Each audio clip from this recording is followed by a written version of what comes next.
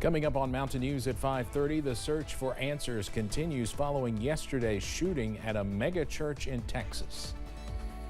And Israeli forces rescue 2 hostages being held by Hamas. Plus, we are not done with winter just yet, timing out those snow showers as Mountain News at 5:30 starts now. Dedicated to southern and eastern Kentucky, this is WYMT Mountain News at 5:30. Good evening, I'm Steve Hensley. Rain is expected to change to snow tonight across the region, and a few of our northern counties are even under a winter weather advisory. First Alert meteorologist Cameron Aaron joins us now with more on what to expect. Cameron. Yeah, Steve, no winter worries this evening, but we are tracking some more heavier downpours up on First Alert Pinpoint Doppler. The heavier showers right now in the Cumberland Valley, zooming into Wayne County, Pulaski County, also pushing into Rockcastle and Laurel counties at this hour. No severe weather, but we could see some heavier pockets of rain as we go into this evening. Some more light showers for Breathitt County, also Perry into Knott counties, and some more heavier showers in Magoffin County, not too far away from downtown Salyersville at this hour. A live look courtesy of the Kentucky Mesonet in Hindman, or close to Hindman, for Knott County, and as you can see, some raindrops on the camera lens as we stay gloomy and soggy into this evening. Those current temperatures are well above freezing in the middle to even upper 40s and lower 50s in some areas, up to 53 for Middlesboro, 52 for Harlan, and 43 over in Jackson, 46 in Laurel County at this hour for London.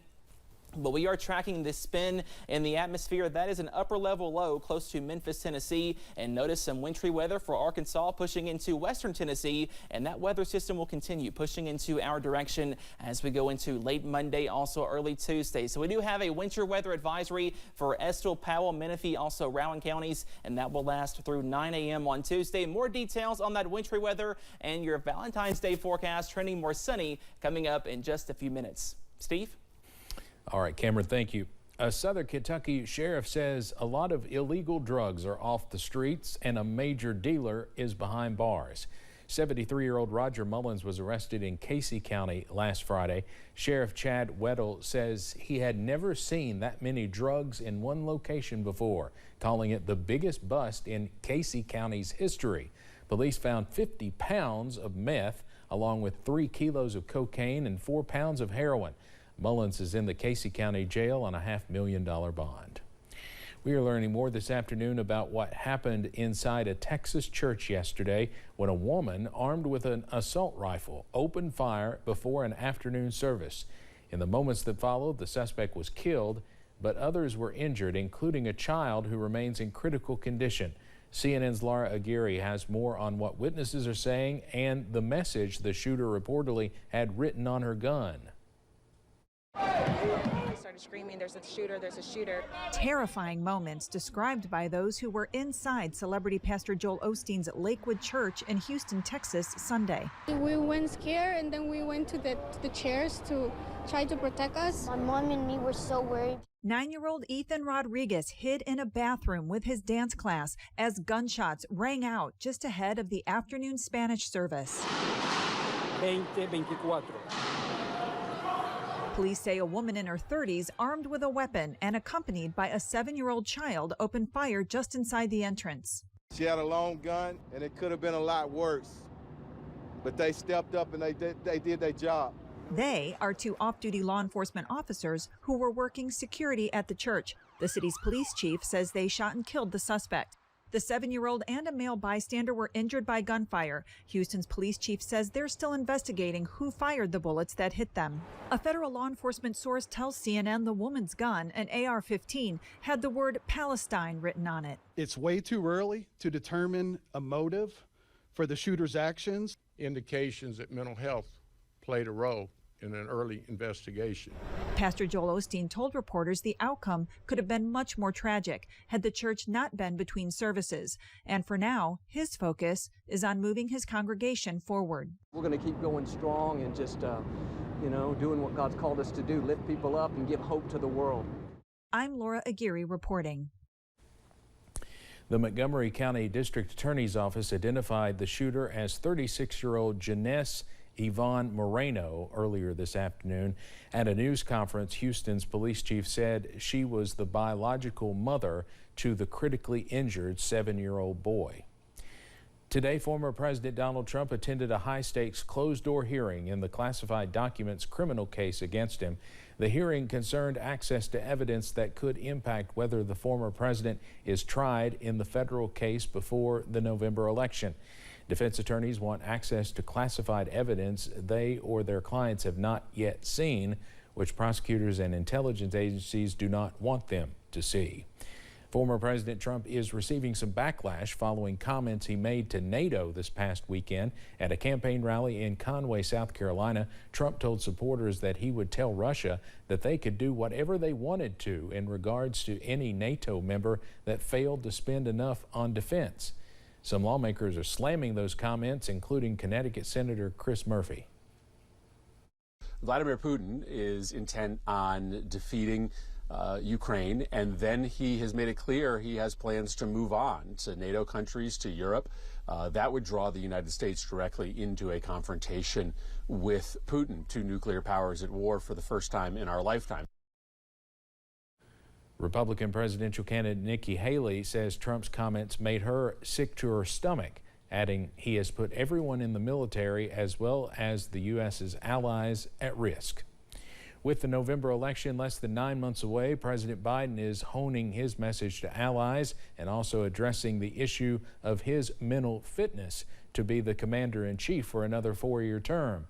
Today, the president spoke to leaders from the National Association of Counties, listing the local benefits of the bipartisan infrastructure law and other legislative victories. The American Rescue Plan provided $350 billion to state and local governments.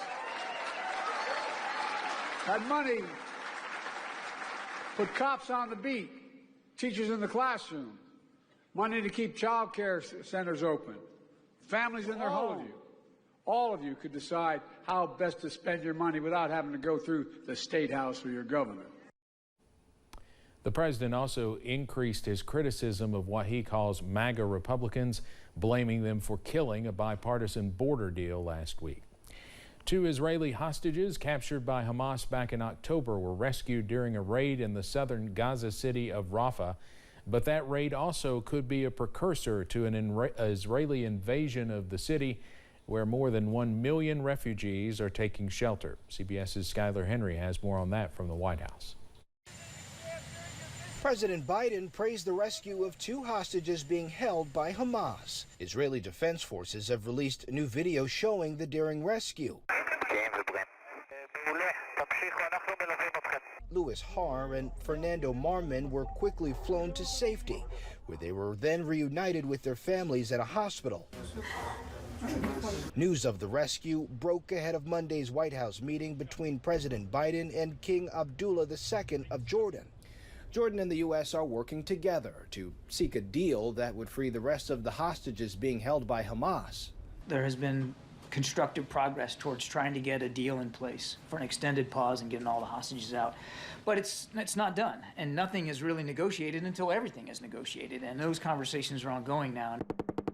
Jordan is also seeking a ceasefire in the region, while President Biden has become more vocal that Israel needs to do more to protect civilians caught in the crossfire. They have said that they will develop and they will implement a humanitarian plan.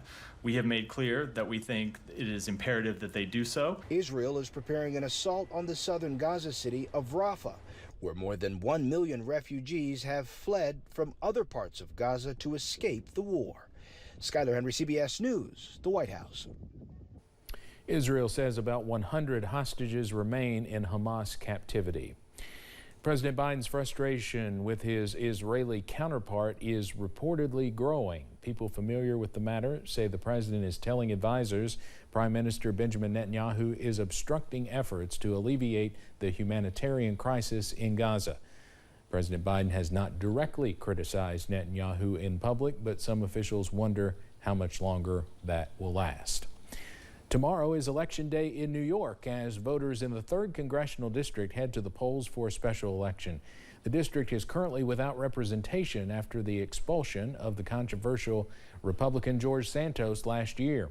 The race is between Republican Mazi Pilip against former Democratic Congressman Tom Suozzi, who held the seat before Republican George Santos won in 2022. Coming up on Mountain News at 5:30, some borrowers can take advantage of the government's student loan on-ramp period right now. What you need to know. Plus, grab the umbrella as more showers are likely this evening. Your first alert forecast after this break.